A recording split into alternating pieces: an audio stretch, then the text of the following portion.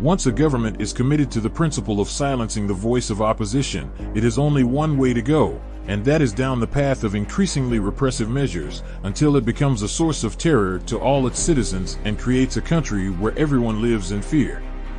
My choice early in life was either to be a piano player in a whorehouse or a politician. To tell the truth, there's hardly a difference. I think one man is just as good as another so long as he's not a Inger or a Chinaman. Uncle Will says that the Lord made a white man from dust, a Inger from mud, then he threw up what was left and it came down a Chinaman. He does hate Chinese and Japs. So do I. It is race prejudice, I guess. But I am strongly of the opinion Negroes ought to be in Africa, yellow men in Asia, and white men in Europe and America. When even one American who has done nothing wrong is forced by fear to shut his mind and close his mouth, then all Americans are in peril.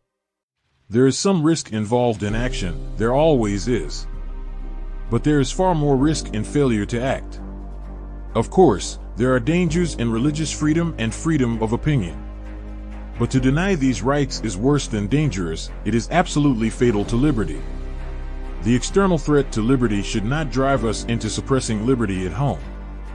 Those who want the government to regulate matters of the mind and spirit are like men who are so afraid of being murdered that they commit suicide to avoid assassination. A man who is influenced by the polls or is afraid to make decisions which make him unpopular is not a man to represent the welfare of the country. There is no more fundamental axiom of American freedom than the familiar statement, "In a free country we punish men for the crimes they commit, but never for the opinions they have." Those who want the government to regulate matters of the mind and spirit are like men who are so afraid of being murdered that they commit suicide to avoid assassination. Of course, I believe in free enterprise, but in my system of free enterprise, the democratic principle is that there never was, never has been, never will be, room for the ruthless exploitation of the many for the benefit of the few. I remember when I first came to Washington. For the first 6 months you wonder how the hell you ever got here. For the next 6 months you wonder how the hell the rest of them ever got here. You cannot get all the facts from just one newspaper, and unless you have the facts, you cannot make proper judgments about what is going on. I have little patience with people who take the Bill of Rights for granted.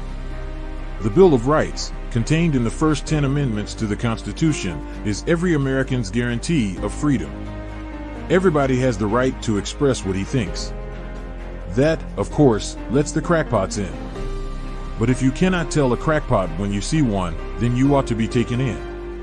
I can remember when a good politician had to be 75% ability and 25% actor, but I can well see the day when the reverse could be true. Carry the battle to them. Don't let them bring it to you. Put them on the defensive and don't ever apologize for anything. The atom bomb was no great decision. It was used in the war, and for your information, there were more people killed by firebombs in Tokyo than dropping of the atomic bombs accounted for. It was merely another powerful weapon in the arsenal of righteousness. The dropping of the bomb stopped the war, saved millions of lives. Our debt to the heroic men and valiant women in the service of our country can never be repaid. They have earned our undying gratitude. America will never forget their sacrifices. When you can't do any house cleaning because everything that goes on is a damn secret, then we're on our way to something the Founding Fathers didn't have in mind. Secrecy and a free, democratic government don't mix. Men make history and not the other way around. In periods where there is no leadership, society stands still. Progress occurs when courageous, skillful leaders seize the opportunity to change things for the better. 3 things ruin a man: power, money, and women. I never wanted power. I never had any money, and the only woman in my life is up at the house right now. The Jews, I find, are very, very selfish. They care not how many Estonians, Latvians, Finns, Poles, Yugoslavs, or Greeks get murdered or mistreated as displaced persons as long as the Jews get special treatment. Yet when they have power, physical, financial, or political, neither Hitler nor Stalin has anything on them for cruelty or mistreatment to the underdog. Put an underdog on top, and it makes no difference whether his name is Russian, Jewish, Negro, management, labor, Mormon, Baptist, he goes haywire. I've found very, very few who remember their past condition when prosperity comes. I wonder how far Moses would have gone if he had taken a poll in Egypt. What would Jesus Christ have preached if he had taken a poll in the land of Israel? Where would the Reformation have gone if Martin Luther had taken a poll? It isn't polls or public opinion alone of the moment that counts. We must never forget that this country was founded by men who came to these shores to worship God as they pleased. Catholics, Jews, and Protestants all came here for this great purpose. They did not come here to do as they pleased, but to worship God as they pleased, and that is an important distinction. Nixon is one of the few in the history of this country to run for high office talking out of both sides of his mouth at the same time and lying out of both sides. Some of my best friends never agree with me politically. We should resolve now that the health of this nation is a national concern, that financial barriers in the way of attaining health shall be removed, that the health of all its citizens deserves the help of all the nation. He guilty as well as the innocent are entitled to due process of law. They are entitled to a fair trial. They are entitled to counsel. They are entitled to fair treatment from the police. The law enforcement officer has the same duty as the citizen. Indeed, he has a higher duty to abide by the letter and spirit of our Constitution and laws. You yourselves must be careful to obey the letter of the law. You yourselves must be intellectually honest in the enforcement of the law. It's not the hand that signs the laws that holds the destiny of America. It's the hand that casts the ballot. You know that being an American is more than a matter of where your parents came from. It is a belief that all men are created free and equal and that everyone deserves an even break. Divine providence has played a great part in our history. I have the feeling that God has created us and brought us to our present position of power and strength for some great purpose. It is not given to us to know fully what that purpose is, but I think we may be sure of one thing, and that is that our country is intended to do all it can in cooperating with other nations to help create peace and preserve peace in the world. It is given to defend the spiritual values, the moral code against the vast forces of evil that seek to destroy them. Human life is something that comes to us from beyond this world, and the purpose of our society is to cherish it and to enable the individual to attain the highest achievement of which he is capable. All the president is a glorified public relations man who spends his time flattering, kissing, and kicking people to get them to do what they are supposed to do anyway. The most peaceful thing in the world is plowing a field. Chances are you'll do your best thinking that way. Such an atmosphere is un-American, the most un-American thing we have to contend with today. It is the climate of a totalitarian country in which scientists are expected to change their theories to match changes in the police state's propaganda line. The fundamental basis of this nation's law was given to Moses on the Mount. The fundamental basis of our Bill of Rights comes from the teachings which we get from Exodus and St. Matthew, from Isaiah and St. Paul. The most peaceful thing in the world is plowing a field.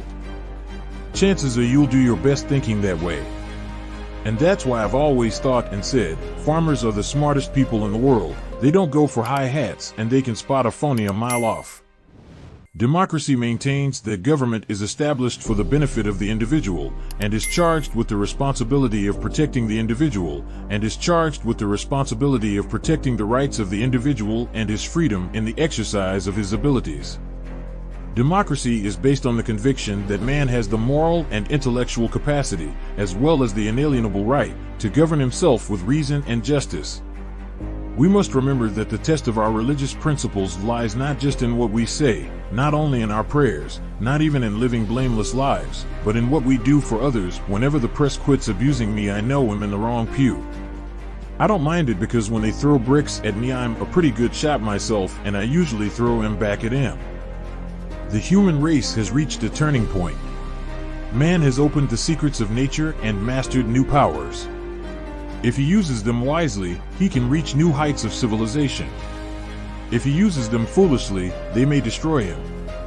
Man must create the moral and legal framework for the world which will ensure that his new powers are used for good and not for evil. I had faith in Israel before it was established. I have in it now.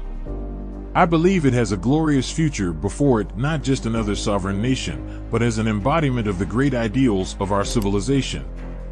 When contemplating General Eisenhower winning the presidential election, Truman said, "Hell sit here, and hell say, do this, do that, and nothing will happen."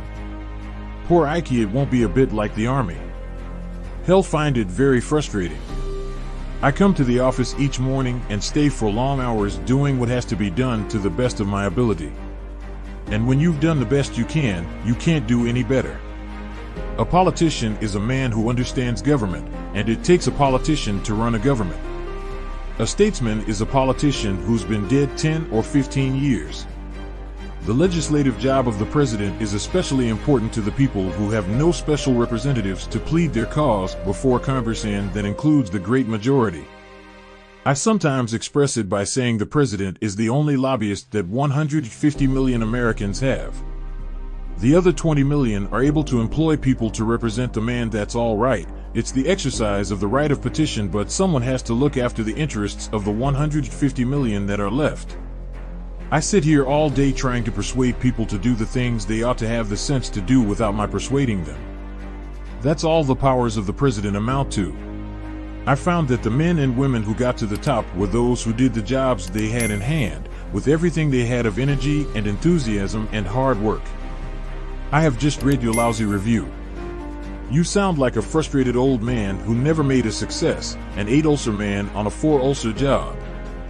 I have never met you, but if I do, you'll need a new nose, a lot of beefsteak for black eyes, and a supporter below. I couldn't see well enough to play when I was a boy, so they gave me a special job. They made me an umpire. Having found the bomb, we have used it. We have used it against those who attacked us without warning at Pearl Harbor, against those who have starved and beaten and executed American prisoners of war, against those who have abandoned all pretense of obeying international laws of warfare. We have used it in order to shorten the agony of war, in order to save the lives of thousands and thousands of young Americans. Having found the bomb, we have used it. We have used it against those who attacked us without warning at Pearl Harbor, against those who have starved and beaten and executed American prisoners of war, against those who have abandoned all pretense of obeying international laws of warfare.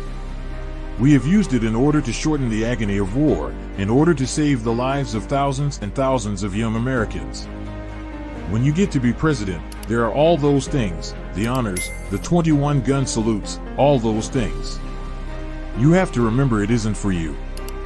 It's for the presidency. I wonder how far Moses would have gone if he'd taken a poll in Egypt. What would Jesus Christ have preached if he'd taken a poll in Israel? Where would the Reformation have gone if Martin Luther had taken a poll? I do not understand a mind which sees a gracious beneficence in spending money to slay and maim human beings in almost unimaginable numbers, and deprecates the expenditure of a smaller sum to patch up the ills of mankind. A man who is not interested in politics is not doing his patriotic duty toward maintaining the Constitution of the United States. Here we now have the freedom of all religions, and I hope that never again will we have a repetition of religious bigotry, as we have had in certain periods of our own history. There is no room for that kind of foolishness here. We can all pray. We all should pray. We should ask the fulfillment of God's will. We should ask for courage, wisdom, for the quietness of soul which comes alone to them who place their lives in His hands. Our religious faith gives us the answer to the false beliefs of communism. I have the feeling that God has created us and brought us to our present position of power and strength for some great purpose. It is understanding that gives us an ability to have peace. When we understand the other fellow's viewpoint, and he understands ours, then we can sit down and work out our differences. John Adams and Thomas Jefferson were political enemies, but they became fast friends. And when they passed away on the same day, the last words of one of them was, "The country is safe." Jefferson still lives. And the last words of the other was, "John Adams will see that things go forward." There isn't any question about Washington's greatness. If his administration had been a failure, there would have been no United States. A lesser man couldn't have done it.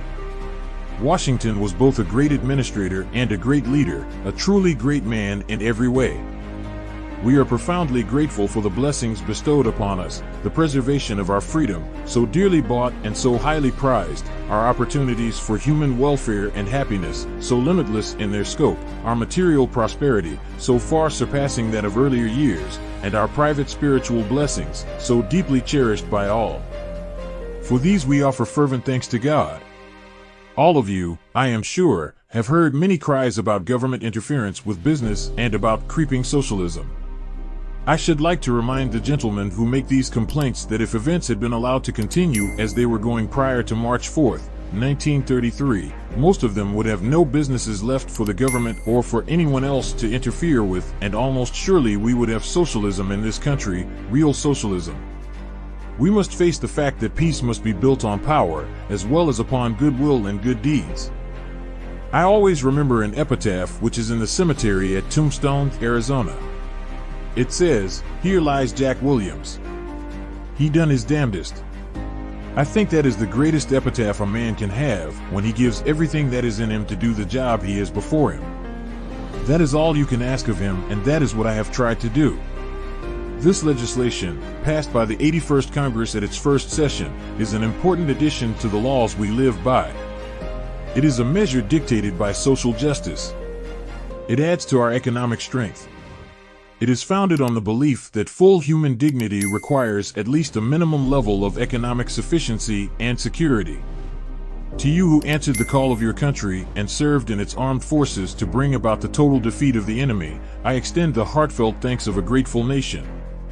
As one of the nation's finest, you undertook the most severe task one can be called upon to perform. Because you demonstrated the fortitude, resourcefulness, and calm judgment necessary to carry out that task, we now look to you for leadership and example to further exalting our country in peace. If I want to be great, I have to win the victory over myself, self-discipline. Although I hold the highest civil honor in the world, I have always regarded my rank and title as a past Grand Master of Masons the greatest honor that had ever come to me. We have gone a long way toward civilization and religious tolerance, and we have a good example in this country.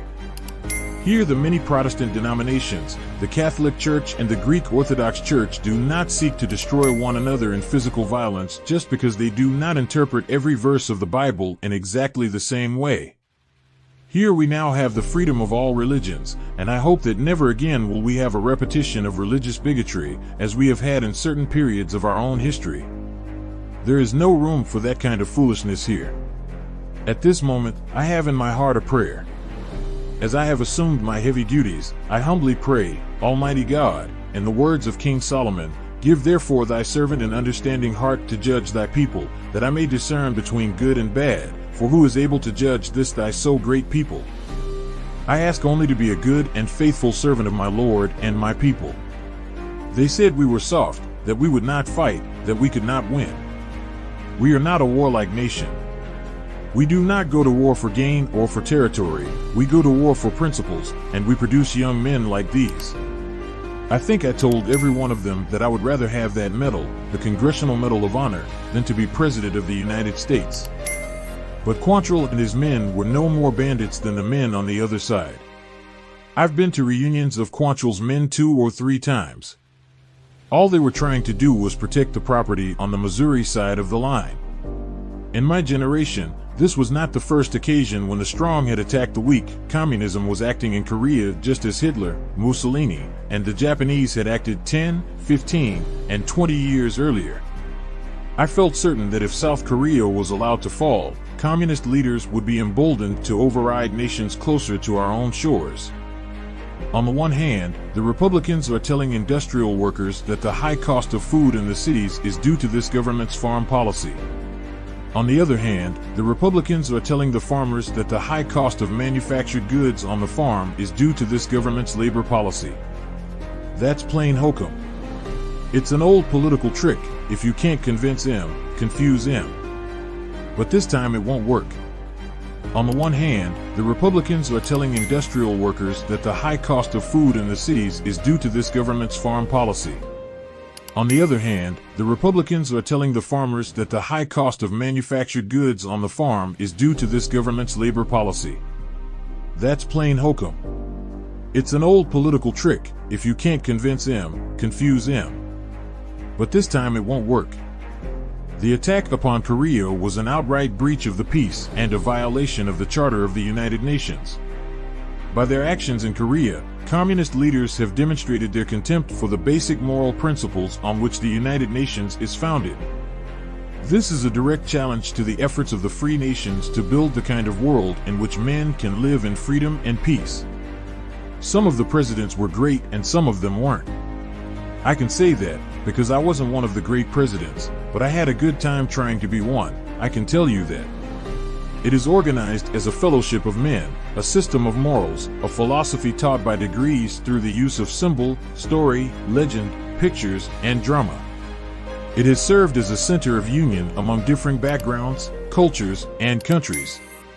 It serves as the means of conciliating true friendship among persons who, because of differences, must have otherwise remained at a perpetual distance.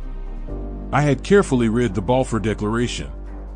I had familiarized myself with the history of the question of a Jewish homeland and the position of the British and the Arabs. I was skeptical, as I read over the whole record up to date, about some of the views and attitudes assumed by the strike pants boys in the State Department. Have fired 500 rounds at the Germans, at my command, been shelled, didn't run away thank the Lord, and never lost a man. Probably shouldn't have told you, but you'll not worry any more if you know I'm in it than if you think I am. Have had the most strenuous work of my life, am very tired, but otherwise absolutely in good condition, physically, mentally, and morally. This is the first time in my experience that I ever heard of a senator trying to discredit his own government before the world. Your telegram is not only not true and an insolent approach to a situation that should have been worked out between man and man, but it shows conclusively that you are not even fit to have a hand in the operation of the government of the United States. I have tried my best to give the nation everything I had in me. There are probably 1 million people who could have done the job better than I did it, but I had the job, and I always quote an epitaph on a tombstone in a cemetery in Tombstone, Arizona. Here lies Jack Williams. He done his damnedest. We must earn the peace we seek just as we earned victory in the war, not by wishful thinking but by realistic effort. At no time in our history has unity among our people been so vital as it is at the present time. Unity of purpose, unity of effort, and unity of spirit are essential to accomplish the task before us.